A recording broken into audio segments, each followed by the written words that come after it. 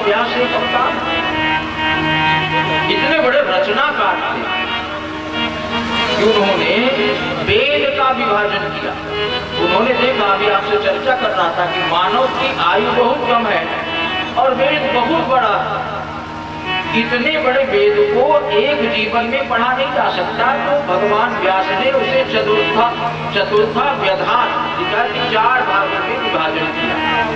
सामवेद, ऋग्वेद, यजुर्वेद और अथर्ववेद 4 भागों में बांटा और अपने शिष्यों को जिम्मेदारी दिया कि एक एक वेद का अध्ययन करो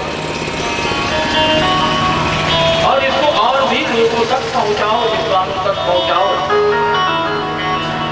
उनके शिष्यों ने बखूबी उस व्यास जी की आज्ञा का पालन किया।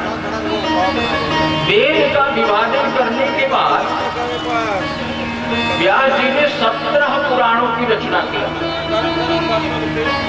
महाभारत की रचना की। इतना सब कुछ रचना करते हुए वेद व्यास के मन में असंतोष था।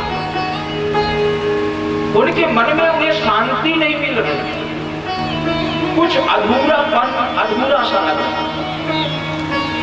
ऐसा लगता था कि हमने अपने जीवन में कुछ नहीं किया। व्यास जी बड़े दुखी बैठे हैं अपने आश्रम में। बद्री नारायण क्षेत्र में एक आश्रम सम्याप्रास इति प्रोक्ता ऋषीणाम सत्रवर्धनाय। सम्याप्रास आश्रम में बैठे हैं, दुखी हैं, मन में एक अधूरापन ऐसा उन्हें लग रहा। तभी नारद जी का आगमन।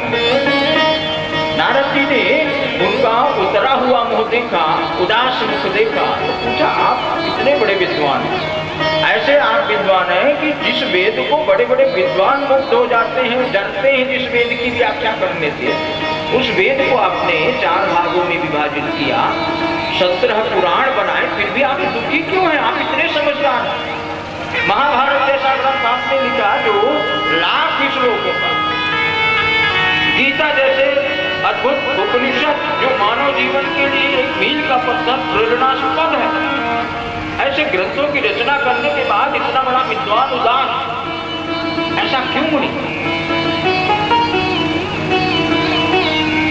व्यास जी ने कहा, अस्तेव तत्सर्वमिदं त्वयोक्तम्। देवर्षि, आपने जो कहा वो सब कुछ सच है। मैंने पुराणों की रचना किया, वेदों का विभाजन किया, फिर भी मुझे कुछ शून्यता सी लगती है, कुछ कमी लगती है। मैं समझ नहीं पा रहा